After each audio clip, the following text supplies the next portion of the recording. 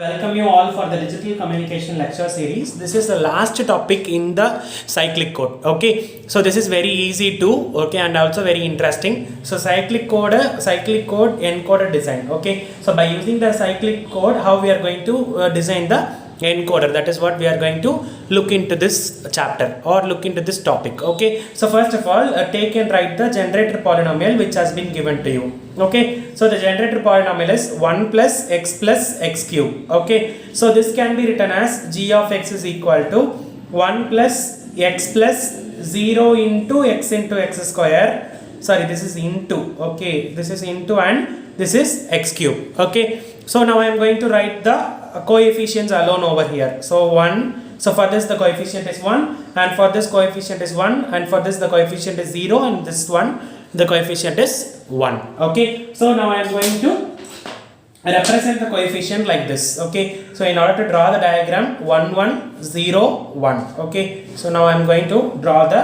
encoder circuit. Okay, so here it will be coming downwards. Okay, why? Because this will go to all the flip-flops. Okay, so now here you will be having one flip-flops, okay, in order to store the data, and then here it is added with this value. Okay, this value is added with it. Okay, and here you will get the value of P1. Let us consider this as lowest significant bit. Okay, and again another one flip-flop will be here, and no adder will come here. Why? Because the value of this is 0. Okay, so the output is directly given to the next flip-flop. At this position you will be taking the value of P2. Okay, and here the value will be 1, and this is added up with the input signal. Okay, so here we will be giving the input message signal. Okay, so this will come here and this will come here, and this value is nothing but P3 value, and this is considering, and we have to consider this as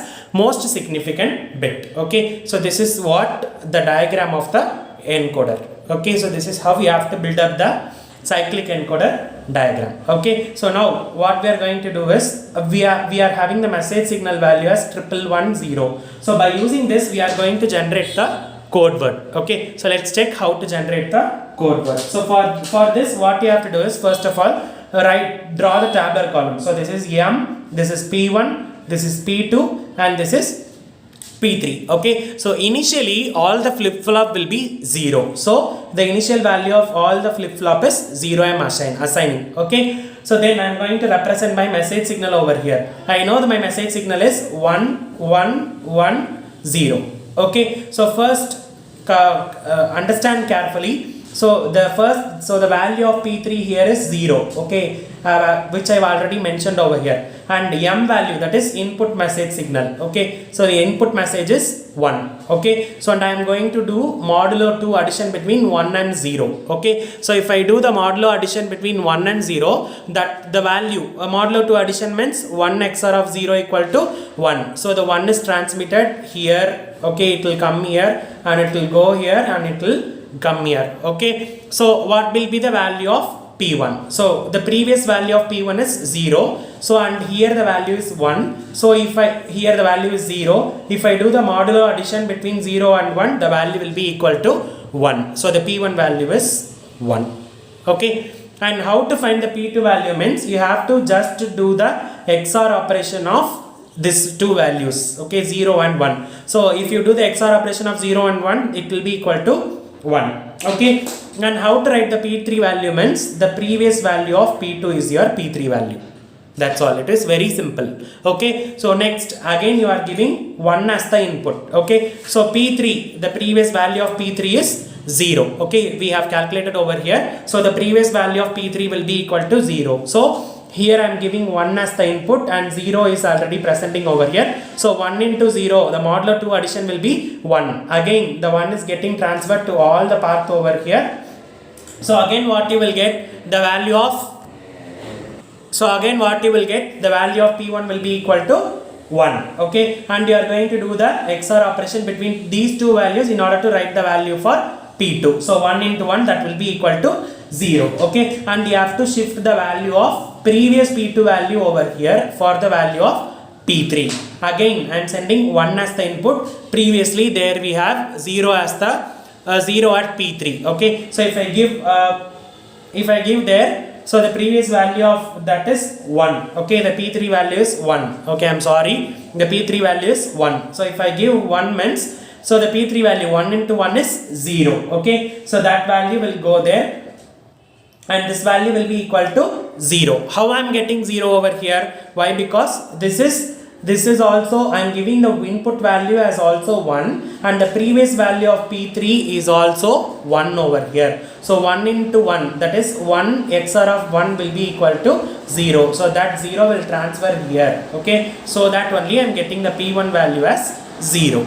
Okay, so now I am doing XOR operation of this. So 1 into 0 will be 1 and this value is shifted over here. Okay, so now I am giving 0 as a input to the encoder block. So if I give 0 as the input to the encoder block, what is the previous value of P3? The previous value of P3 is 0. So 0 into 0 is again 0. Okay, so this 0 will be getting transferred from this place to all places. So what will be the value of P1? So the value of P1 will be equal to 0. Okay, so now if I do the XOR operation of 0 into 0, this will be 0 and this 1 will come here. Okay, so now we arrive at the, so as I already told to you that P3 is the MSB bit and P1 is the LSB bit. Okay, so now I am going to represent my code word. Okay, so code word is a combination of message bit and then the parity bit. Okay, C is equal to MP. Okay, so C matrix is equal to M matrix into P matrix. We know what is the message bit. Message bit is nothing but 1110. Okay, and the parity bit is nothing but 100. Why I am putting 100? This P3 value is the MSB bit and this P1 value is the LSB bit. So that's why I am putting 100. So this is how we have to, and this is nothing but the message bit and this is nothing but the parity bit. So this is how we have to calculate the value for the this is how we have to generate the encoder when generator polynomial g of x is given. Okay, so first of all we have let me refresh the problem once again. So first g of x we have to write g of x is equal to 1 plus x square x plus x cube and g of x is finally written as 1101. Okay, so we know that what is the value of g of x. So by using the value of g of x I am constructing the encoder. Okay, so here I am representing 1101. Okay, so here I am using a flip flop and a adder and a flip flop. Here I am not using any adder over here. Why? Because the value is 0. So that is why I didn't added any adder over here, and again a flip flop and this is added to the input signal. Okay, so and so by means of processing this tabular column, by considering the previous value and the present value, we can arrive at the equation, we can arrive at the final code word as 110100. Okay, so this is how we have to calculate the value for the encoder design and as well as the code word if M is given. Okay, so thank you so much for your valuable listening. We shall continue with the convolution codes in the next video. Thank you so much.